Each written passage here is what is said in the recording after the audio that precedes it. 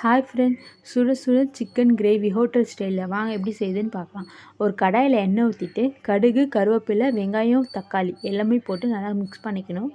Mix பண்ணிவிட்டு நல்லா வதங்கினதுக்கப்புறமா ஆஃப் பண்ணி வச்சுக்கலாம். அதுக்கப்புறம் வெங்காயம், தக்காளி, தேங்காய், இஞ்சி, பூண்டு எல்லாமே அரைச்சி ஒரு பேஸ்ட் அளவுக்கு எடுத்து வச்சுக்கலாம். மஞ்சள்தூள் போட்டு இந்த பேஸ்ட்டை போட்டுட்டு அதுக்கப்புறம் நல்லா மிக்ஸ் பண்ணிக்கலாம். மிக்ஸ் பண்ணிவிட்டு அது கொதி வந்ததுக்கப்புறமா நம்ம எடுத்து வச்ச சிக்கனை ஒன்று ஒன்று ஆட் பண்ணலாம். ஆட் பண்ணிவிட்டு நல்லா கொதி வரும்.